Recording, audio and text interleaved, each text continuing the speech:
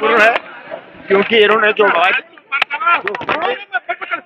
फर्जी वायदे करे हैं अब बजट में, ये इसका प्रावधान करें, इस पर चर्चा हो, ताकि ये फर्जी वायदे का पर्दाफाश हो। सर नीट और नर्सिंग घोटाले। क्या आप दिल्ली जा रहे हैं? क्या आप दिल्ली जाएंगे? दिल्ली की पॉलिटिक्स करेंगे? मैं तो यही रहूंगा। नीट और मैं छिंदवाड़ा जाऊंगा, छिंदवाड़ा में उपचुनाव है। नीट और नर्सिंग सर, नीट और नर्सिंग घोटाला सर मध्य प्रदेश में नर्सिंग घोटाला भी हुआ है, उत्तर प्रदेश का रणनीति है। कांग्रेस पार्टी के विधायक है विक्रांत भूरिया कुछ कह रहे हैं। सर आप तो एक्चुअल डॉक्टर हैं, यहाँ विधानसभा में एप्रिन पहन ली।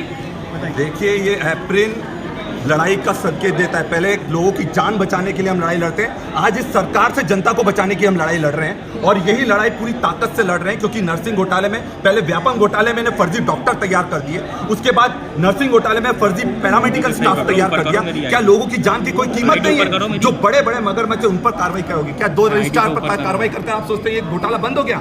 सबसे बड़े जो मगरमच्छ बैठे हैं वो विश्वास सारंगी और उनका पूरा गैंग बैठा है, उन पर कार्रवाई होगी। आज कांग्रेस पार्टी प्रदेश भर में घेराव करने वाली है, प्रदर्शन करने वाली है, उसका क्या अपडेट है? देखिए, कर रहे हैं हम तो, सड़क में भी लड़ाई लड़ रहे हैं और सरहद में भी लड़ाई लड़ रहे हैं, और हम पीछे हटने वाले नहीं है, और इसको जवाब देना पड़ेगा और सत्ता को जवाब दे बनना पड़ेगा। ओके, सेवा करना मेरा कर्तव्य है, वो मैं करूंगा। बिजली के कोई संकट नहीं है, बिजली मध्य प्रदेश में बिजली बात सुन लीजिए। बिजली अवरुद्ध होने के कई कारण हैं। मैं आपको स्पष्ट देता हूं कि जिन आपका रुकेगा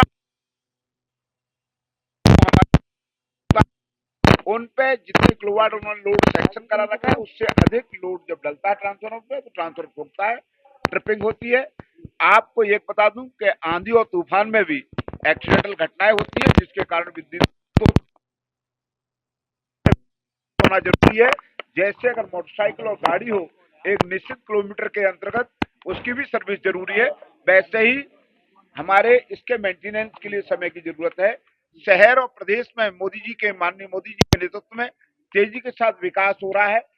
उस विकास के लिए भी रोड चौड़ीकरण हो या नई लाइनें डल रही, उनके लिए भी विद्युत अवरोध करना जरूरी होता है, इसलिए विद्युत अवरोध पैदा हो रहा है।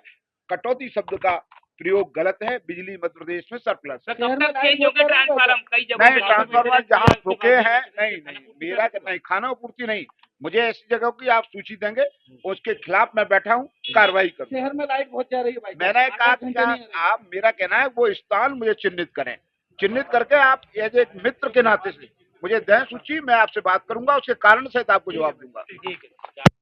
तो भारतीय जनता पार्टी की सरकार चल रही है और केंद्र में जिस तरह से सभी परीक्षाओं में घोटाले हो रहे हैं, जिस तरह से हमारे देश और प्रदेश के नौजवानों का भविष्य बर्बाद हो रहा है, और गरीब किसान के बेटे को सरकारी नौकरियां नहीं मिल रही हैं, और जिस तरह से पूरे मध्य प्रदेश में किसान भाइयों को बिजली पानी नहीं दिया जा रहा है, कटौती की जा रही है, हम इन सब बातों को लेकर, किसानों के मुद्दों को लेकर, नौजवानों के मुद्दे को लेकर, भ्रष्टाचारी को लेकर मध्य प्रदेश में पूरी डट के मुकाबला करेंगे। हमारे नेता, प्रतिपक्ष नेता उमंग सिंघार जी और कल विधायक दल की जो बैठक हुई, प्रदेश कांग्रेस के अध्यक्ष जी सारे लोग रहे, ये निर्णय लिया है कि किसी भी हद तक हम गरीब, किसान, मजदूर, नौजवान की लड़ाई लड़ेंगे।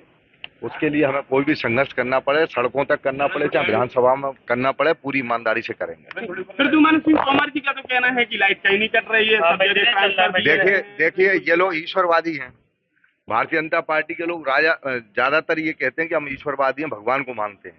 तो प्रद्युमन तोमर जी से मैं कहना चाहता हूँ, वो गंगा जली की कसम खाएं और ये कहें कि हे गंगा माता, मैं कसम खाता हूँ मध्य प्रदेश के किसान, गरीब, सब लोगों को बिजली मिल रही है, तो मैं अपनी आपत्ति हटा दूंगा। और अगर ऐसा नहीं है तो ईमानदारी से जनता के साथ छल नहीं करें, उनको बिजली पर्याप्त दें किसान भाइयों को। ठीक है भाई, मुद्दा बनाया है कि सरकार को घेरेंगे।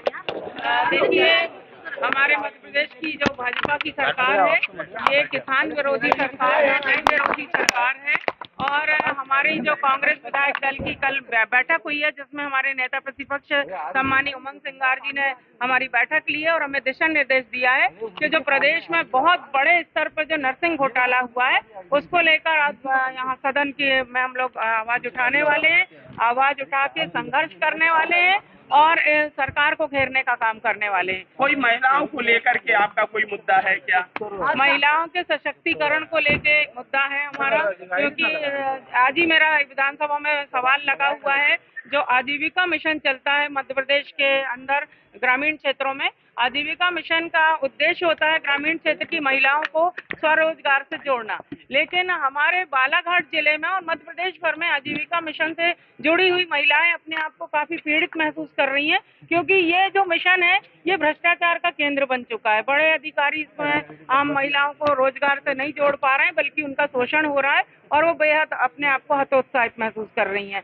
और उसी के साथ साथ जो नीट की परीक्षा में जो बहुत बड़ा मुद्दा है, युवाओं के भविष्य के साथ खिलवाड़ किया गया है, इस मुद्दे को भी बहुत मजबूती के साथ सदन में उठाया जाए। लाडली बहना का कहा जाए कि नेता प्रतिपक्ष आपसे उन्होंने कहा था कि 3000 देने का कहा था, वादा किया था सरकार ने। ये तो बहुत ही कहना चाहिए कि ऐसे मुद्दे हैं जिसके लिए सरकार को या तो अपना वादा पूरा करना चाहिए, या तो फिर जनता के सामने अपनी अक्षमता साबित करना चाहिए, या फिर क्षमा याचना करना चाहिए, क्योंकि अब लोकसभा चुनाव भी संपन्न हो चुका है।